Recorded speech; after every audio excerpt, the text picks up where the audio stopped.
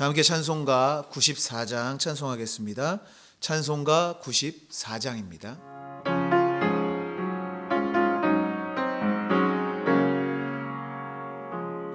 주 예수보다 더 귀한 것은 없네. 이 세상 무기와 바꿀 수 없네. 영축은 내 대신 돌아가신 그 놀라운 사랑 잊지 못해. 세상 즐거움 다 버리고 세상 자랑 다 버렸네. 주 예수보다 더 귀한 것은 없네. 예수밖에는 없네. 주 예수보다 더 귀한 것은 없네. 이 세상 명예와 바꿀 수 없네.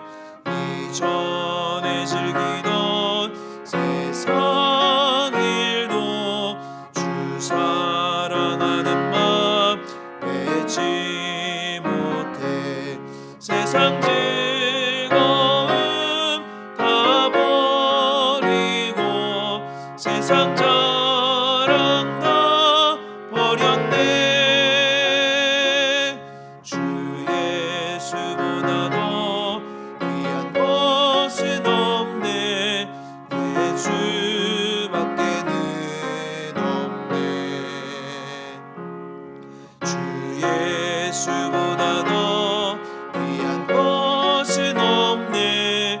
이 세상 행복과 바꿀 수 없네. 유혹과 핍박이 몰려와도 주 섬기는 내 맘 변치 않아. 세상 즐거움 다 버리고 세상 자랑 다 버렸네. 주 예수보다 더 귀한 것은 없네. 예수밖에는 없네.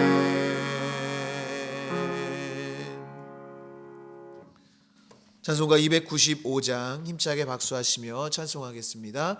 찬송가 295장입니다.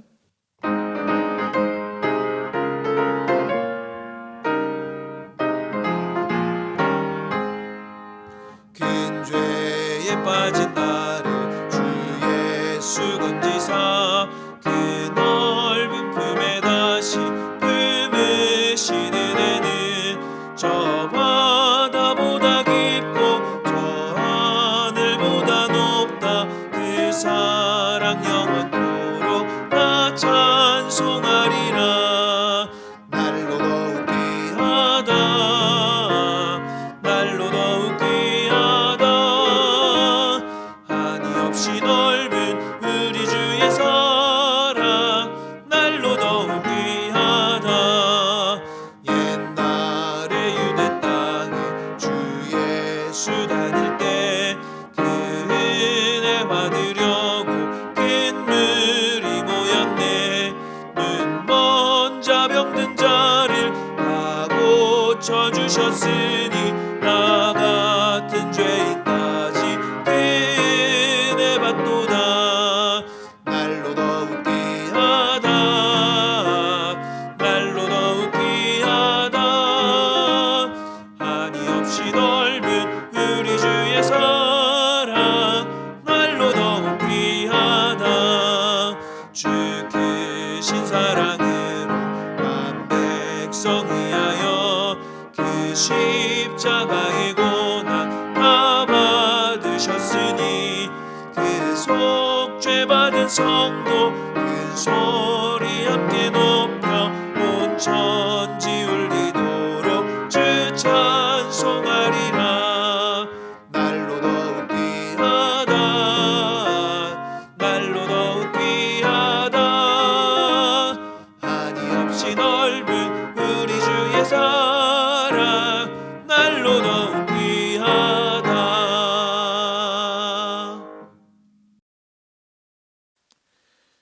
오늘의 성경 말씀은 신약 마태복음 17장 1절에서 8절의 말씀입니다. 신약 마태복음 17장 1절에서 8절의 말씀을 저와 여러분들이 한 절씩 교독하여 읽도록 하겠습니다. 엿새 후에 예수께서 베드로와 야고보와 그 형제 요한을 데리시고 따로 높은 산에 올라가셨더니 그들 앞에서 변형되사 그 얼굴이 해같이 빛나며 옷이 빛과 같이 휘어졌더라. 그때에 모세와 엘리야가 예수와 더불어 말하는 것이 그들에게 보이거늘 베드로가 예수께 여쭈어 이르되 주여 우리가 여기 있는 것이 좋사오니 만일 주께서 원하시면 내가 여기서 초막 셋을 짓되 하나는 주님을 위하여 하나는 모세를 위하여 하나는 엘리야를 위하여 하리이다. 말할 때에 호련히 빛난 구름이 그들을 덮으며 구름 속에서 소리가 나서 이르시되 이는 내 사랑하는 아들이요 내 기뻐하는 자니 너희는 그의 말을 들으라 하시는지라.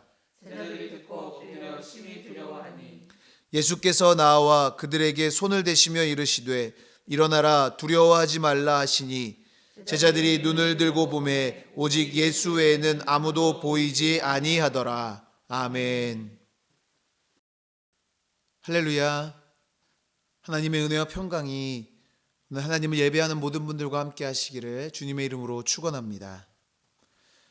다니엘 학습법의 저자로 잘 알려져 있는 김동환 목사가 쓴 하나님을 만난 9명의 아이들이란 책에 소개된 한 아이의 사연입니다.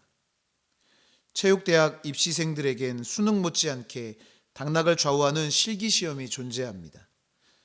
그는 실기시험에서 굉장히 큰 실수를 했습니다. 중학교 때부터 열심히 해서 남들보다 뛰어나다고 믿었던 농구에서 말도 안 되는 실수를 한 것입니다. 그 아이는 이렇게 말했습니다. 농구를 그렇게 못하고 나니 절망적이었습니다. 원하는 대학에 못 갈 거라는 생각에 너무 아쉬웠습니다. 그렇게 실기시험이 끝나버리니 발걸음이 떨어지지 않았습니다. 집에도 못 가고 텅 빈 시험장에 혼자 남아 누워버렸습니다. 허탈하고 막막하여 하나님을 찾았습니다. 하나님은 저에게 교만이라는 두 글자가 생각나게 하셨습니다. 어느 순간 교만이 제 안에 들어와 있었습니다. 나 정도면 서울대 가고도 남겠지. 성적 이만큼 받았고 운동도 제법 하니까 능히 합격할 수 있겠지. 조금 자리를 잡고 잘하게 되자 하나님께서 주신 것들을 마치 내 것인 양 붙잡고 있었던 것입니다. 재수하는 동안 그 아이는 하나님과 만남을 통하여 새로운 목표를 세우고 실력을 키울 수 있었습니다. 그래서 극복하기 어려워 보이던 깊은 절망에서 벗어나게 되었고 아울러 하나님의 평안이 다시금 그의 몸과 마음에 찾아왔던 것입니다. 교만이란 자기 자신을 본래의 모습보다 더 대단한 존재로 생각하게 만듭니다. 그래서 교만은 패망의 선봉이 되는 것입니다. 베드로와 야고보, 요한의 경험을 생각해 보면 그들은 누구도 경험해 보지 못한 놀라운 체험을 한 것입니다. 예수님께서 특별히 선택한 12명의 제자들 중 이 놀라운 경험을 한 것은 자신들뿐이니 교만한 마음을 가질 수 있었을 것입니다. 그러나 예수님을 통해 경험하게 된 놀라운 체험은 그들의 자랑거리가 되게 하시기 위함이 아니었습니다. 한껏 들떠있던 제자들과는 다르게 예수님은 언제나 지극히 인간적이고 겸손한 모습으로 사셨습니다. 공생애를 시작하시기 전까지는 육신의 아버지인 요셉의 뒤를 이어 목수로의 삶을 살면서 어머니 마리아를 봉양하며 살았습니다. 목수 예수는 특별할 것이 없었습니다. 주님의 때가 아직 이르지 않았기 때문에 기적과 이사를 보이시지도 않으셨고 누군가에게 가르침을 전하지도 않았습니다. 그저 가업을 이으며 지극히 평범한 삶을 살았습니다. 또한 공생애를 시작하신 이후에도 특별한 대우를 받으려고 하지도 않으셨고 남들 앞에서 스스로를 드러내기를 즐겨 하시지도 않으셨습니다. 그리고 오늘 영광스러운 모습으로 변화된 순간에도 예수님은 다시 일상의 삶으로 돌아가 자신의 사역에 최선을 다하셨습니다. 영광스러운 모습의 예수님과 그 모습을 봤던 3명의 제자의 모습을 보며 우리는 어떠한 모습을 가지고 살아야 되는 것인가를 깨닫게 되는 것입니다.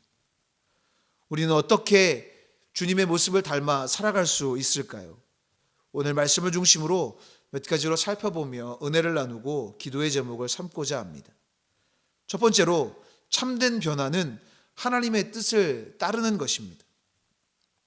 예수님과 제자들의 외형적인 모습은 크게 다르지 않았을 것입니다. 출신 배경이나 자라온 환경, 직업적인 상황들도 특별할 것이 없었습니다. 예수님이 행하시는 기적과 이사들은 놀라운 것이었지만 겉으로 보이는 모습은 특별할 것이 없는 보통의 모습이었을 것입니다. 그런데 오늘 본문에서 예수님께서 영광스러운 모습으로 변형되십니다. 2절 말씀에 그들 앞에서 변형되사 그 얼굴이 해같이 빛나며 옷이 빛과 같이 희어졌더라.